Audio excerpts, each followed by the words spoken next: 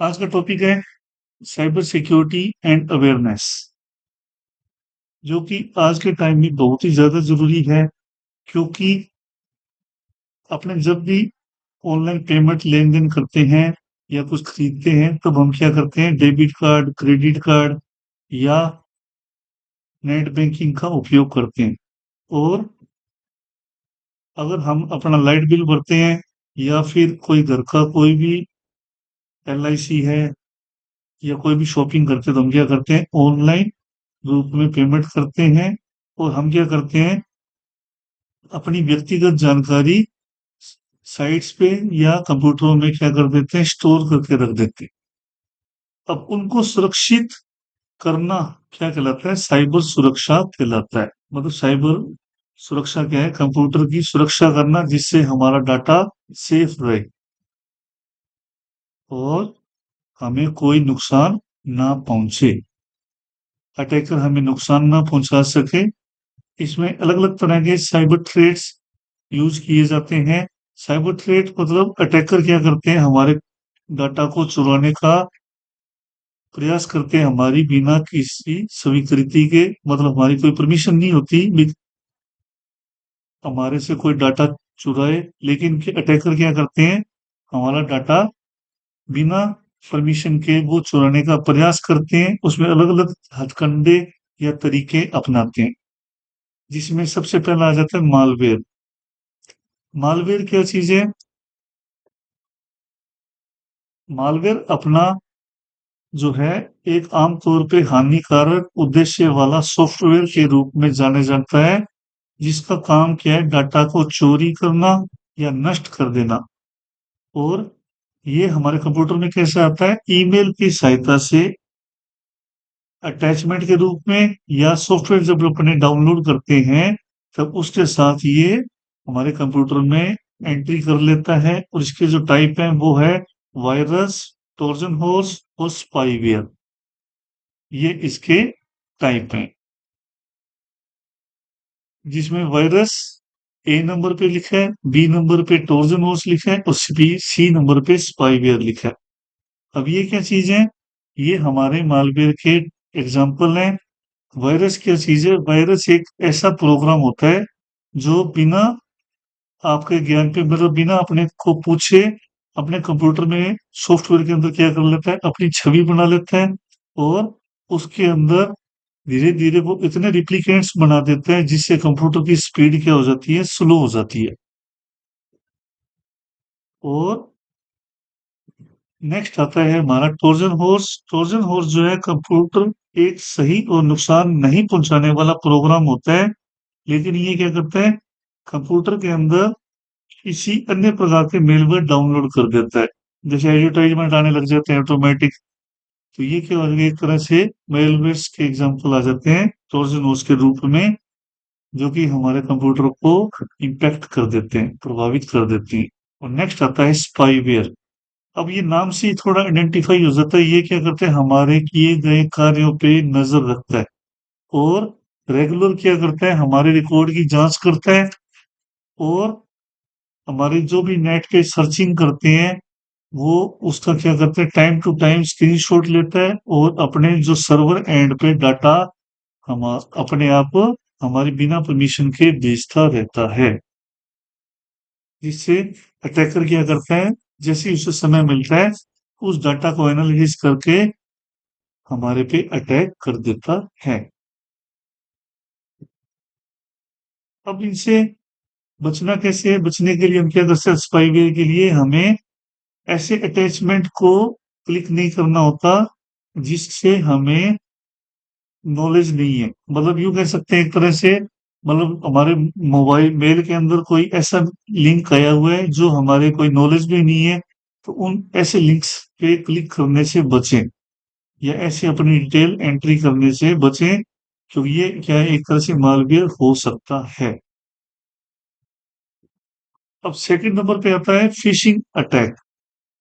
Phishing attack के अंदर क्या है, हमारे एक ईमेल लिंक भेजा जाता है, जिसके अंदर हमारे से क्या पूछा जाता है, हमारी पर्सनल डिटेल की जानकारी मांगी जाती है। एग्जाम्पल के लिए पासवर्ड है, जन्म दिनांक है, ओटीपी है, या क्रेडिट कार्ड का नंबर है, डेबिट कार्ड का नंबर है, इनके अंदर हमारे से इन प्रकार की पर्सनल डिटेल के बारे में जानना जाता है।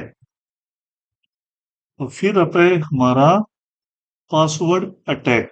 पासवर्ड अटैक का मतलब है अटैकर क्या करते हैं, अलग अलग पासवर्ड लगा के देखते हैं हमारे बैंक अकाउंट पे या अपने ईमेल आईडी पे या फिर फेसबुक आईडी पे हमारे क्या है पासवर्ड, वो एग्जांपल के रूप में डेट ऑफ बर्थ लगा लगा के देखते हैं या किसी सॉफ्टवेयर का यूज करके उसे क्रैक करता है एल्गोरिदम के रूप में।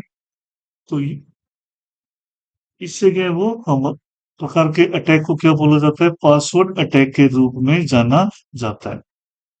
इससे बचने के लिए हमें क्या करना चाहिए, पासवर्ड जो है हमें स्ट्रोंग रखना चाहिए और एट द रेट हैश या परसेंटेज मतलब अल्फाबेट और सिंबल और न्यूमेरिक का मिक्सचर होना चाहिए जिसे हमने क्या करना है रेगुलरली कुछ दिनों बाद चेंज करते रहना है, तो हम इस अटैक से बच सकते हैं। नेक्स्ट आता है डिनाइल ऑफ सर्विसेज। ये क्या टेक्निक है, इस टेक्निक के अंदर अटैकर क्या करता है कई कंप्यूटरों का यूज करता है और हमारे कंप्यूटर पे अटैक करता है और हमारा कंप्यूटर को क्या कर देता है ओवरलोडेड कर देता है और इससे हमारे क्या होता है कंप्यूटर बहुत ज्यादा स्लो हो जाता है, काम करना एकदम डिले करने लग जाता है। फिर हम क्या करते हैं कंप्यूटर को बीच में छोड़ देते हैं और अटैकर उन्हीं कंप्यूटरों में से किसी एक कंप्यूटर का यूज करके हमारे कंप्यूटर पे अटैक कर देता है और हमारा डाटा का क्या कर लेता है मिस यूज कर लेता है। नेक्स्ट आता है मेलवर टाइजिंग। इस अटैक के अंदर क्या करता है अटैकर हमारे को विज्ञापनों के माध्यम से या अलग अलग वेबसाइटों के माध्यम से क्या करता है विज्ञापन अपलोड कर देता है, भ्रामक कह सकते हैं या यूं कह सकते हैं जिनमें हमारे क्या होता है वायरसेस हो सकते हैं, जैसे क्लिक करते हैं हमारे कंप्यूटर पे प्रभावित कर देते हैं या फिर उसके अंदर मुफ्त इनाम के झांसे दे दिए जाते हैं और हमें ये फार्म भरवा दिए अभी 100 रुपए का लॉटरी सिस्टम फार्म है जी। तो उस टाइप के कोई भी कह सकते हैं अपने को अटैकर क्या करते हैं एडवर्टाइजमेंट के रूप में हमें अलग अलग तरह की झांसों में फंसाने की कोशिश करता है और जैसे ही हम उसमें डिटेल या मेंशन कर देते हैं उन पे क्लिक कर देते हैं तो हम उसका शिकार हो जाते हैं। और नेक्स्ट आता है हमारा 6 नंबर पे सिस्टम सिक्योरिटी में सैम ब्रीचिंग सिस्टम सिक्योरिटी। इसे हम हैकिंग या क्रैकिंग के रूप में भी जानते हैं। इस अटैकर के अंदर द्वेषपूर्ण तरीके से क्या करता है अटैकर अटैक करता है। द्वेषपूर्ण तरीके मतलब किसी को एकदम से यूं कह सकते हैं उसकी सिक्योरिटी तोड़ के उसका जो भी सॉफ्टवेयर है या जो भी उसका डाटा है उसको एकदम से हैक कर लेना और अपने कंट्रोल में ले लेना, इसे क्या बोला जाता है ब्रीचिंग सिस्टम सिक्योरिटी। और नेक्स्ट आता है वेब अटैक। वेब अटैक नाम से मतलब है वेबसाइट के माध्यम से किए जाने वाले अटैक को क्या बोला जाता है वेब अटैक के नाम से जाना जाता है। इसके अंदर कुछ वेबसाइट्स क्या करती हैं हमें इंटरेक्ट की बातचीत करने की परमिशन देती है, चैटिंग सुविधाएं देती है कस्टमर केयर के रूप में।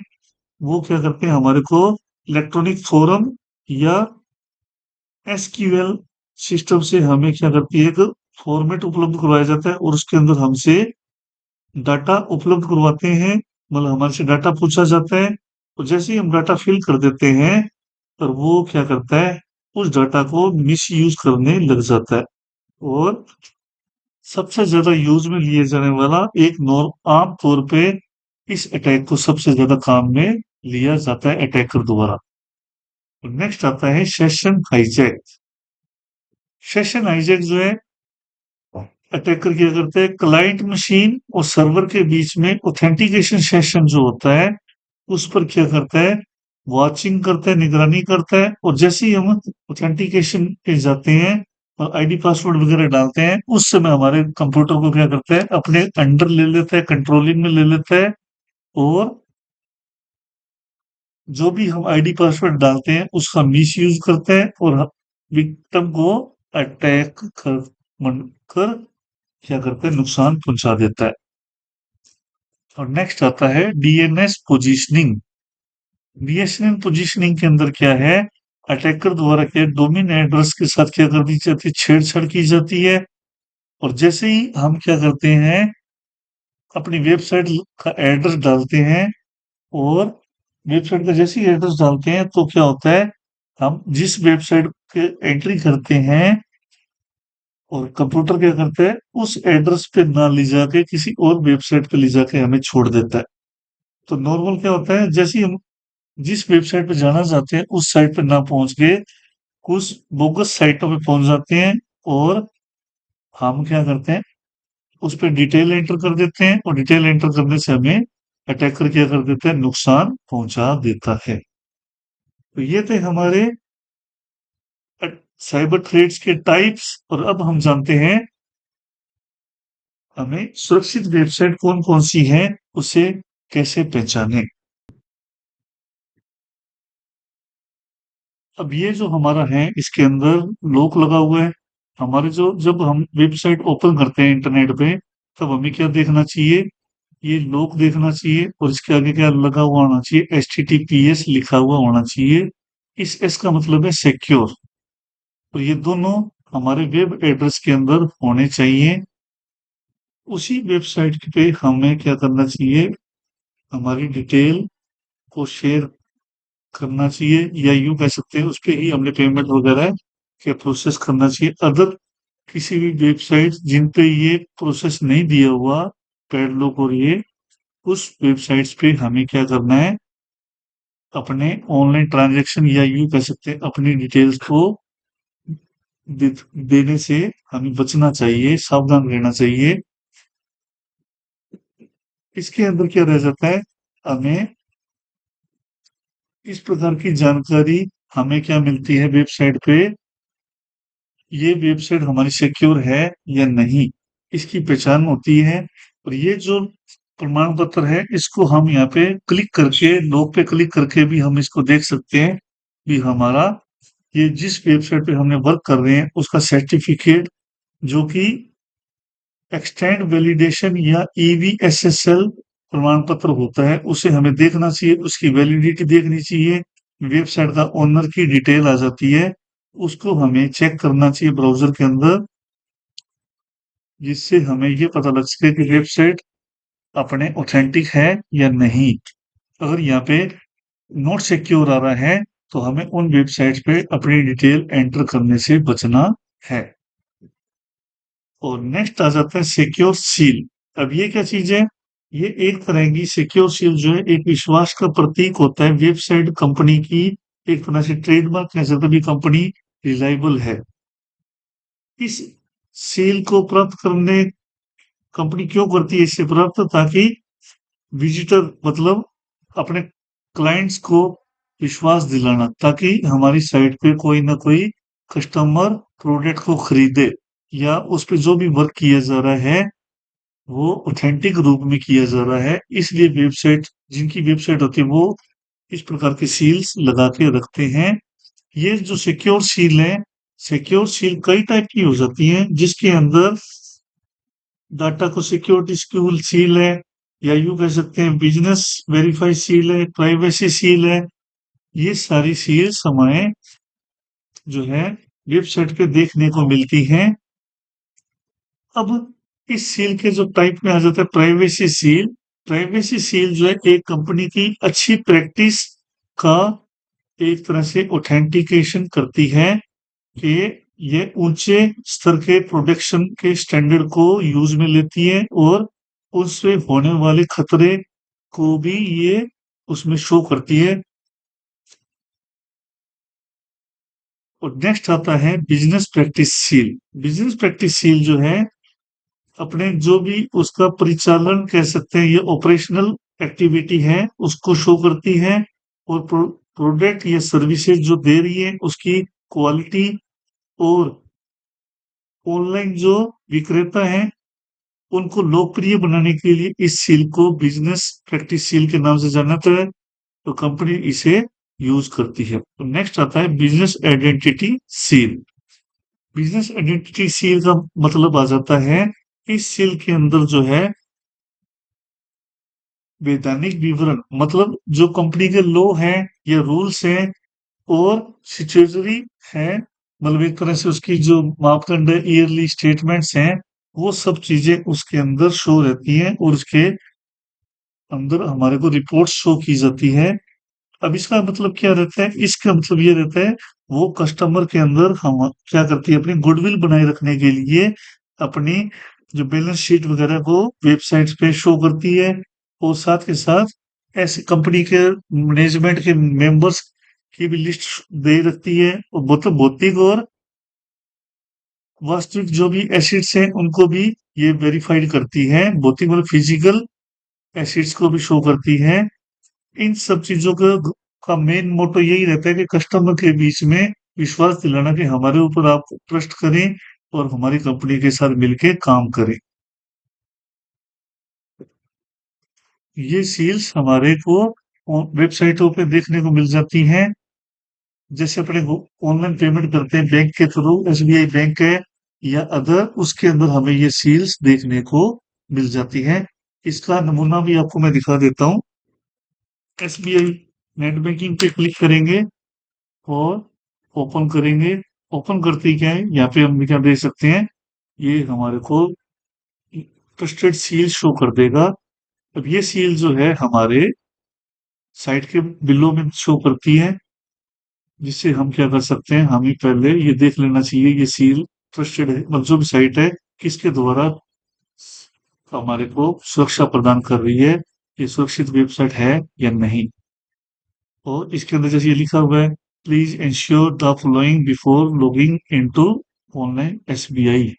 तो ये हमारी क्या है, सिक्योरिटी के पर्पज से हमारे को बताया जाता है, चेतावनी दी जाती है वेबसाइट्स पे, हमें उनको फॉलो करना चाहिए। जैसे इसमें लिखा है यूआरएल के अंदर क्या देखना चाहिए, एचटीटीपीएस देखना चाहिए। जैसे इस पे क्लिक करेंगे तो हमें एचटीटीपीएस और कनेक्शन इज सिक्योर, ये सब चीजें हमें बता देगा।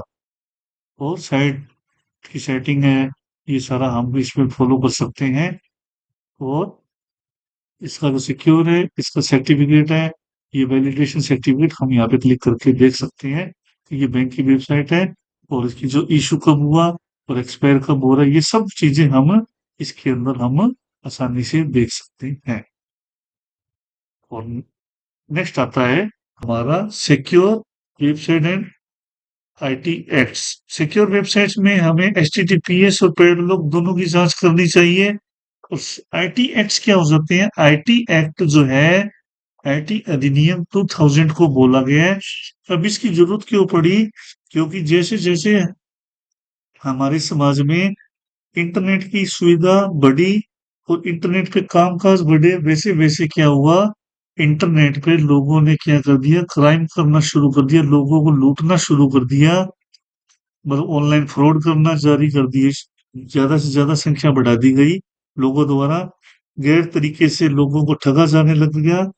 उन लोगों को एक नियम के तहत इलेक्ट्रॉनिक रूल के अकॉर्डिंग हमें क्या बनाया गया, एक आईटी एक्ट बनाया गया, स्थापना की गई सन 2000 में, जिसके अंदर जो साइबर क्राइम है, साइबर अपराध है, उसे सजा देने का एक ढांचा तैयार किया गया, जिससे लोगों को जो भी साइबर क्राइम करता है उनको दंड देने का एक विधान लिखा गया।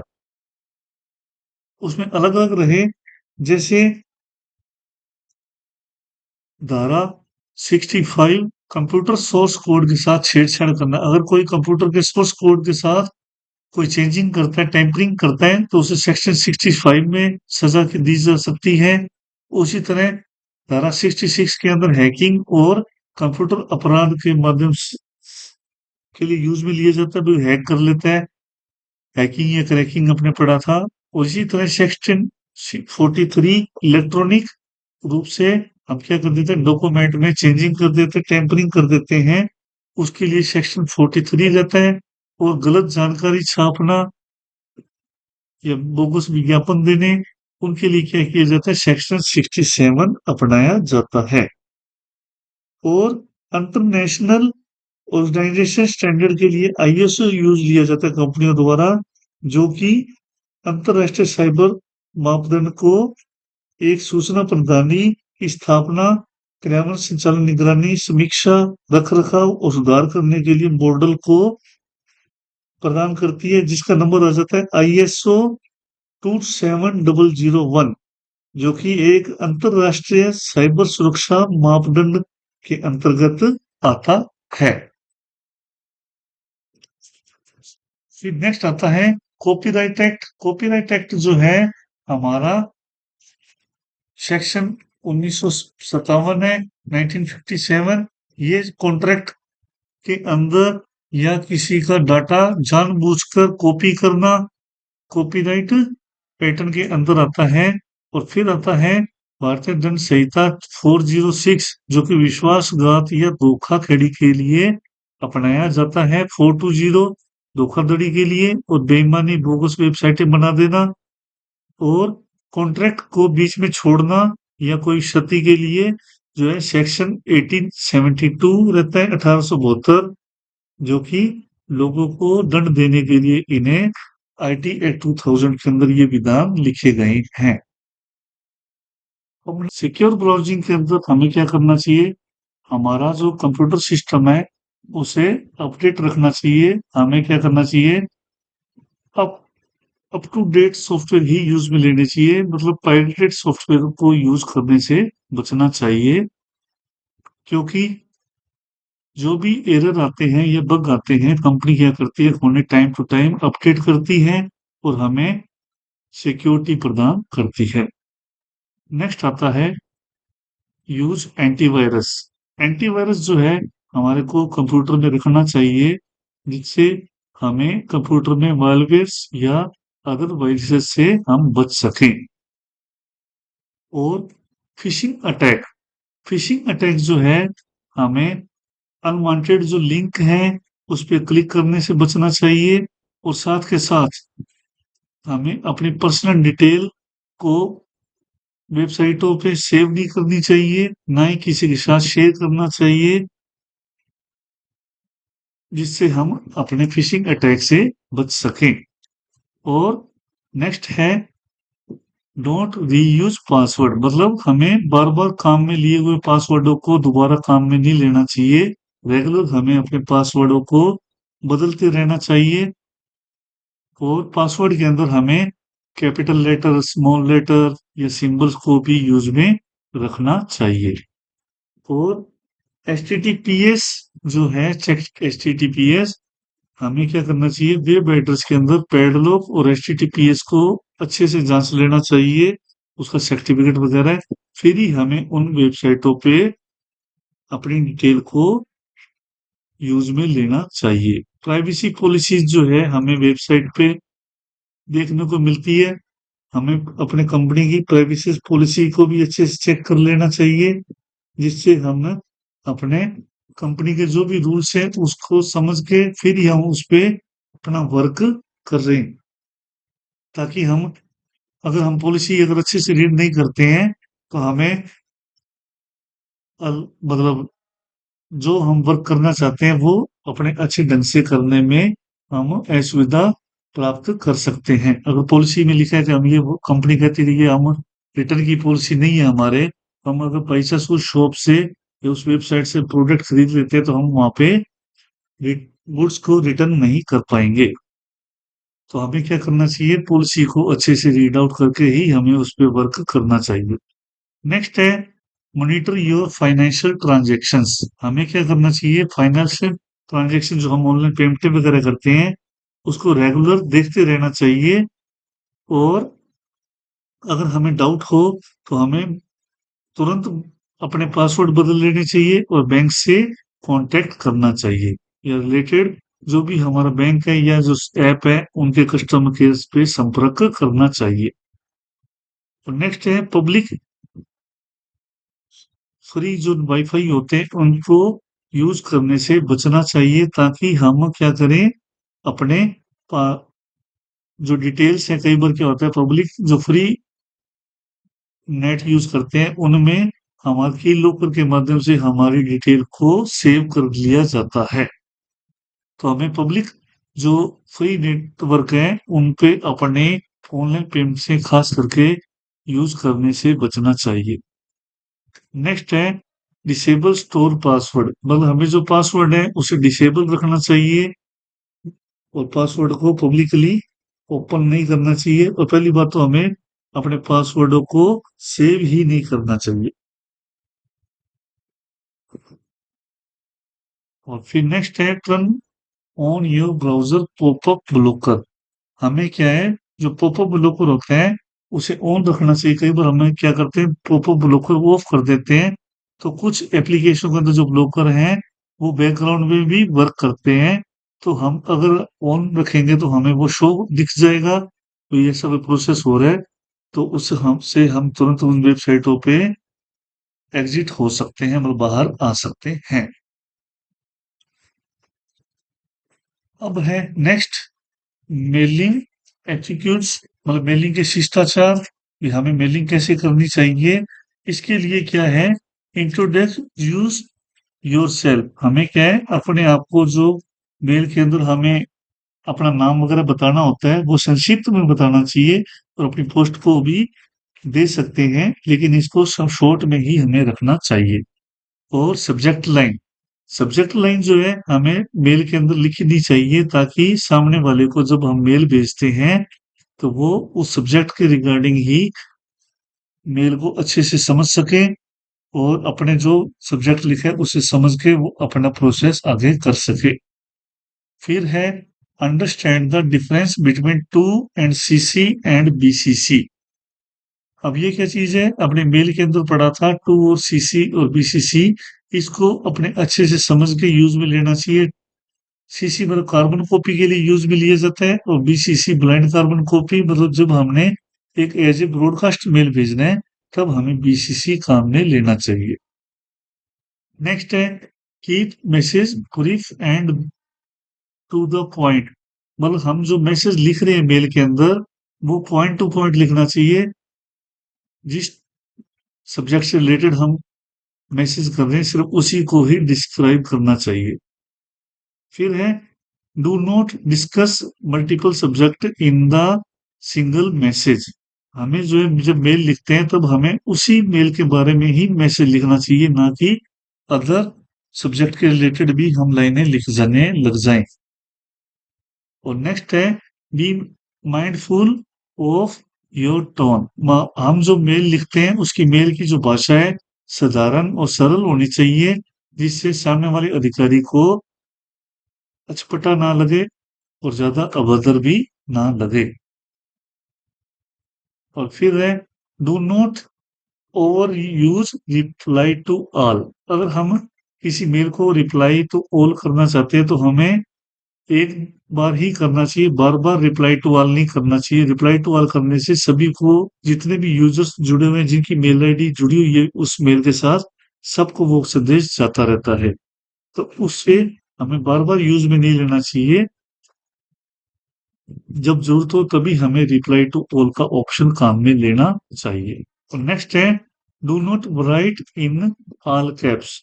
जब हम मेल लिखते हैं उसके अंदर ऑल कैप्स जहां जरूरत हो, अति आवश्यक हो तभी यूज में लेना चाहिए, अदरवाइज हमें सेंटेंस केस में ही मेल को लिखना चाहिए।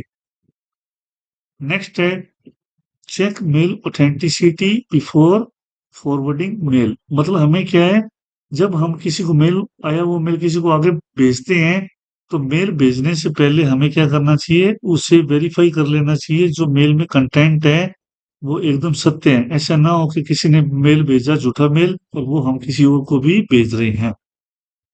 तो इन चीजों को पहले हमें क्या करना चाहिए, वेरीफाई कर लेनी चाहिए, सत्यता की जांच कर लेनी चाहिए।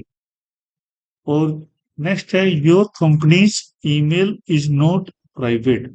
इसका मतलब है कि कंपनी जो हमें ईमेल आईडी मिलता है यूज लेने के लिए वो हमारी प्राइवेट नहीं होती।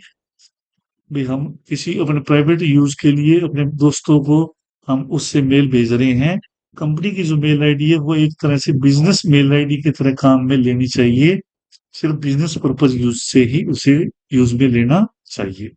और नेक्स्ट लास्ट है use a signature with your contact information. जब हम मेल लिखते हैं तो जो मेल लिखा है उसके अंदर हमें सिग्नेचर और कॉन्टेक्ट इंफॉर्मेशन जरूर देनी चाहिए, ताकि सामने वाले को सत्यता लगे। नेक्स्ट आता है सेफ फ्रॉम साइबर फ्रॉड। मतलब हमें साइबर फ्रॉड से कैसे बचना चाहिए, उसके लिए कुछ बताएंगे तरीके। जैसे पहले भी बताया था, अब हो रहे हैं। जैसे इसमें क्या करना है, don't click on species email और लिंक। हमें क्या है, कोई भी ऐसे ईमेल लिंक या ईमेलों से बचना चाहिए जो हमें, जिससे हमें खतरा लगे। अनचाहे मेल कह सकते हैं, उन पे क्लिक करके ओपन नहीं करना चाहिए। ये हमारे लिंक जो है हमारे खातों को खाली कर सकते हैं। और नेक्स्ट आता है use different and strong password. हमें क्या करना चाहिए, अलग अलग पासवर्ड रखने चाहिए जो कि हमें टाइम टू टाइम अपडेट करते रहना चाहिए। अगर हम अपने नॉर्मल पासवर्ड रखते हैं, डेट ऑफ बर्थ, गाड़ी का नंबर वगैरह, कोई भी नॉर्मल चीजें, तो वो आसानी से टेपिंग की जा सकती है, कॉपी किए जा सकते हैं। और नेक्स्ट आता है अप्लाई टू फैक्टर ऑथेंटिकेशन। ये क्या चीज है, हमें क्या करना चाहिए, टू फैक्टर ऑथेंटिकेशन ऑन रखना चाहिए, ताकि हमारे मोबाइल पे जब अकाउंट लॉगिन हो तो ओटीपी या फेस लॉकिंग या अलग अलग लॉकिंग चलते हैं, दोनों तरीके के पासवर्ड के साथ एक्स्ट्रा लॉक भी, टू फैक्टर ऑथेंटिकेट भी चलाया जाना चाहिए। नेक्स्ट आता है पब्लिक वाईफाई को ऑनलाइन पेमेंट करने से बचना, यूज में लेने से बचना चाहिए। भी हमें जब पेमेंट करनी है तो किसी और का नेट यूज करते हैं पब्लिक प्लेस पे या रेलवे स्टेशन पे, तो हमें इस चीज को अवॉइड करना चाहिए, क्योंकि उसके अंदर हमारा डाटा स्टोर रहने की खतरे ज्यादा रहते हैं। और नेक्स्ट आता है क्यूआर कोड। अब जब हम क्यूआर पेमेंट करते हैं तो अधिकतर क्या है, हम चेक ही नहीं करते कि हम किसके क्यूआर में पेमेंट कर रहे हैं। तो हमें पेमेंट करने से पहले क्यूआर की कोड पे जो नाम शो हो रहा है उसको मिलाना चाहिए या कंफर्म कर लेना चाहिए। और जो नेक्स्ट आता है अवॉइडिंग फ्रॉड, मतलब एटीएम से जब हमने पेमेंट निकालते हैं तो हमें जो इस प्रकार का एटीएम यूज लेना चाहिए जो सिटी के अंदर हो। ऐसे सुनसान एरिया में एटीएम है तो उन जगहों पे हमें एटीएम को भी इस्तेमाल करने से बचना चाहिए। कई बार क्या होता है, हम एटीएम सुनसान जगहों पे यूज कर रहे हैं और हमारा कोई पीछा कर रहा होता है और हमें वो लूट के चला जाता है। तो इस प्रकार के काफी केसेस सुनने में आते हैं हमें डेली यूजेज में। या यूं कह सकते हैं, जब हमने एटीएम को यूज किया तो उसके बाद एटीएम जब तक वो रिफ्रेश नहीं हो जाता, मतलब जो भी हमने एक्टिविटी की थी वो नॉर्मल मोड में नहीं आ जाता, तब तक हमें एटीएम को छोड़ना नहीं चाहिए। और हमारा एटीएम भी किसी और को नहीं देना चाहिए। नेक्स्ट आता है अवॉइडिंग ओएलएक्स या कस्टमर केयर कॉल्स। कई बार हमें क्या है, कॉल्स आती रहती हैं भी, ओएलएक्स पे ये चीजें हैं, इसे खरीद लें। हमारे से नंबर करके कोई भी ऐसे फोन करता रहता है, या कोई व्हाट्सएप के थ्रू शॉपिंग करें। तो इन चीजों से हमें बचना चाहिए। हमें मैनुअल या ऑथेंटिक वेबसाइटों से ही शॉपिंग करनी चाहिए। और अगर हम इन वेबसाइटों पे सामान खरीदते भी हैं तो हमें पहले पैसे नहीं भेजने चाहिए। नेक्स्ट आता है अवॉइड पासवर्ड चेंज फ्रॉड। तो हमें क्या आता है, कई बार कॉल आते रहते हैं कि पासवर्ड ऐसे सेट करें, हम आपका पासवर्ड बदल देते हैं, एटीएम आपका ब्लॉक हो जाएगा। या फिर हमारे से पासवर्ड पूछ के ये कहा जाता है कि आपका एटीएम हम नया भेज रहे हैं। तो इन चीजों से हमें बचना चाहिए। और हमें पासवर्ड जो है हमारा रेगुलर चेंज करते रहना चाहिए। और नेक्स्ट है अवॉइड बैंकिंग केवाईसी के। रेगुलर जो है हमें बैंक है, तो बैंक में क्या है, केवाईसी होती है वो हमें ऑफलाइन जाके ही करवानी होती है। जो हमारे को फोन आते हैं वो इस प्रकार के, कभी भी बैंक ऑनलाइन केवाईसी नहीं करता है। तो हमें जो कॉलिंग आती है वो फ्रॉड रहती है, उनके झांसों में नहीं आना चाहिए कि हम बैंक से बोल रहे हैं। तो इन चीजों से बच के हमें बैंक विजिट के द्वारा ही हमें केवाईसी करवानी चाहिए। ऑनलाइन के माध्यम से केवाईसी नहीं होती। ये बैंक की ऑथेंटिकेट जो है वेबसाइट, वो ही हो सकती है। नेक्स्ट आता है एलआईसी अकाउंट या आधार अपडेट फ्रॉड्स। रेगुलरली क्या है, हमें एलआईसी के अकाउंट से या आधार अपडेट्स के फोन आते रहते हैं। ये हमें एलआईसी ऑफिस जाकर या आधार एनरोलमेंट सेंटर पे जाके ही करवाने चाहिए। फ़ोन पे ऐसी चीज़ें हमें जानकारी लोगों को बिल्कुल भी शेयर नहीं करनी चाहिए। तो ये थी हमारी साइबर सिक्योरिटी का जो चैप्टर है, इसके बारे में हमें जाना कि कैसे साइबर थ्रेट्स होते हैं और इनके किस प्रकार से हमें बचना चाहिए और हमें सुरक्षित वेबसाइटें कैसे पहचाननी चाहिए। Thank you.